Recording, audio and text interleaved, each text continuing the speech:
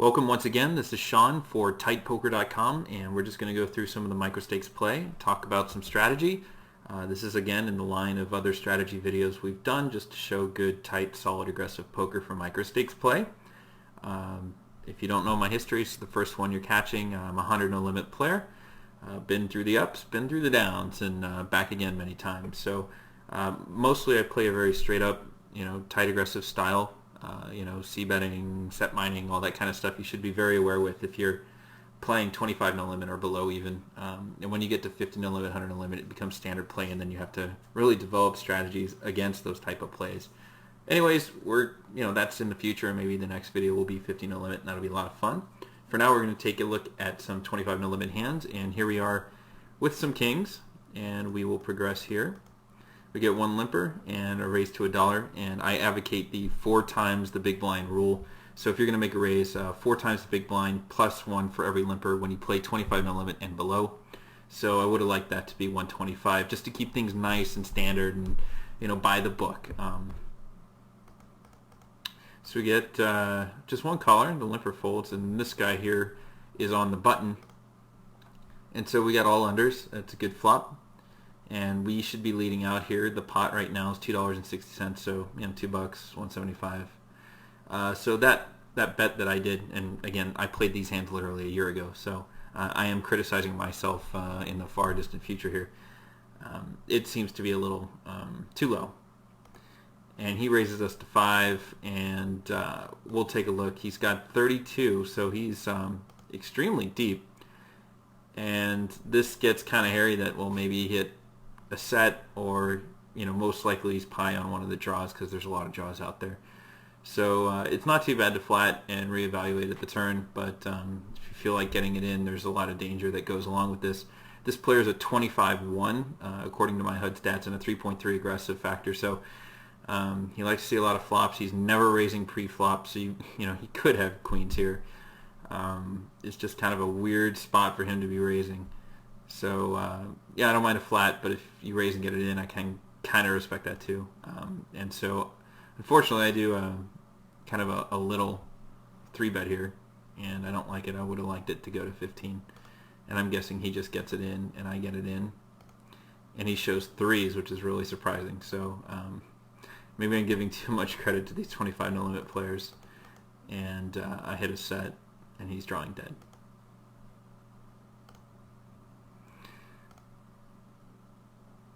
Okay, here we've got queens, late position. We get a min raise in early position by a 77-27. Not really giving this guy any sort of credit. I see this a lot with mid to low pocket pairs. It's very rarely ace king or ace queen or something like that. It's usually just a mid to low pocket pair. So just go ahead and make your raise. And 175 is just fine.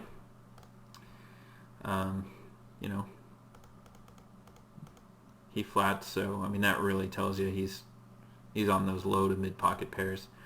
Unfortunately, this flop would really be really interesting to someone like that who might hit a set, but he checks. C-bet's fine. He calls. And a 2 comes, so there's a lot of straight possibilities here. He bets into me. I'm going to guess that I just kind of bump it up to 8, and that's exactly what I do, which is fine. He calls again, and the jack comes. So, unless he's playing some set, which he probably would just shove here, you're ahead of his 8s or 5s. And he does shove. So I might advocate a fold here. It just looks so tough. This is a toughy hand. This isn't straightforward call, but from a 77-27, now that I look at his HUD stats, you have to call because his range is just so ridiculously wide. You have overpairs. This isn't an easy hand to call, but you really do kind of have to call, given that he's just such a loose player and sees all the flops, and he's doing this with busted straight draws.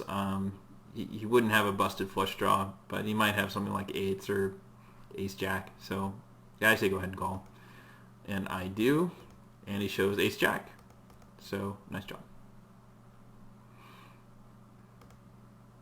All right, jack's in the small blind. We see a 10-5-3 make a raise, and when someone like this makes a raise in early positions, the warning bells should go off. This is great when you're multi-tabling, that you have the HUD, that you would know something like this. I mean, obviously when someone raises an early position, it's going to be a good hand. But when someone who's so nitty makes a raise like that in early position, it really should say aces, kings, queens, ace, king, something to that effect. Because they're not even raising pocket pairs like eights or anything. They're probably just folding it. So, I mean, I don't mind a 3-bet, but probably the best play here against this player is to just flat and set mine with jacks, because you're really not too far ahead of his range. In fact, it's probably a flip at best. So if you're going to 3-bet, this is a bad 3-bet size. It should have been like 350. I don't like it. It's like a min almost. No, it's a little bit more. So $2. It probably should have just been a flat. So when you got jacks like this, jacks is such a tough hand to play. And when you're playing against this kind of super nitty player, you're rarely ahead. And he flats, which makes me think he's got something like ace king. Flop comes ace jack 5, so beautiful flop.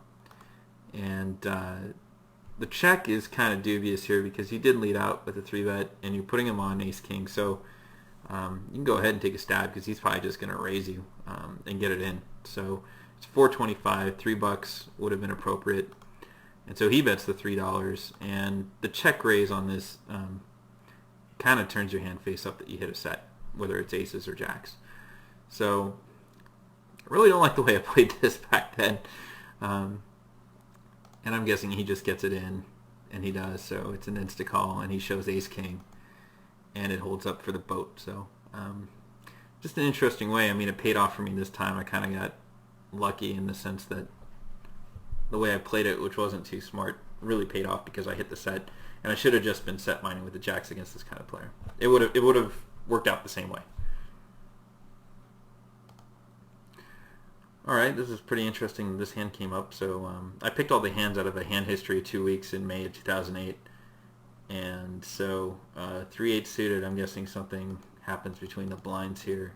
He calls, and usually when this happens, I raise it just out of spite. I don't like to just play passively. I mean, if it's absolute trash, like 3-8's pretty dubious, I'll go ahead and make a raise to 75 cents to $1 here, just to show him like you cannot get in for free. You're going to have a tough time when you deal with me, so keep that in mind.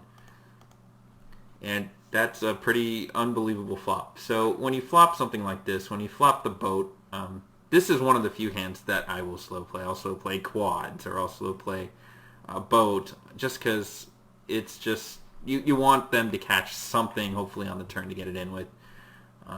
It's just unlikely that they'll really stack off and you'll get full value. But on something like this, when it's 8-8-3, even like 9s will stack off. Obviously 9s and above will stack off, but he doesn't have that because he just limped in on the small blind.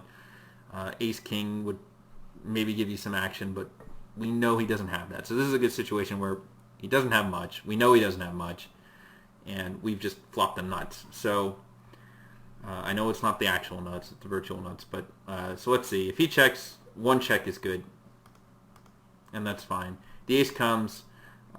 That's kind of a bad card, but you have to, I mean, at this point you have to get some money in. I mean, there's only 50 cents and you've got a full house. Time to try to get some value. So you can go ahead and bet it. If he folds, fine. It's unfortunate. Yes, it's the ace. It's a great bluffing card, but it's bad in the sense that it's a scare card and he's just going to go away. So if you had absolute trash here, it's great to bet here because he's going to fold that ace unless he has one. So you still got to bet, and you got to bet the pot. And he checks, and I checked, which I don't like. You got to get value, and if he folds, like, fine. And I know at the time, and when you're playing, even when you're playing 1,000 no limit, it's going to go through your head that, like, oh my God, I've got to get some money, and I'm so afraid that he's going to fold. But you can't think like that. You got to go for it. So the 6 comes, and not sure that's going to help anyone. But at this point, I mean, you got to bet, right? So he bets the pot. So there's a buck in there. I'm raising at least to $2-3 just to get some money in there. And I min raise, which, I mean, is actually kind of funny because sometimes that really works out against a fish like that who's a 31-9. And they go on something like I call a Gallagher tilt. And if you remember the old Gallagher game, all you would do is just, boom, you just like hit the fire button. And occasionally that works. Like it sounds weird, but it does. And you just keep min raising and they just freak out and get it in.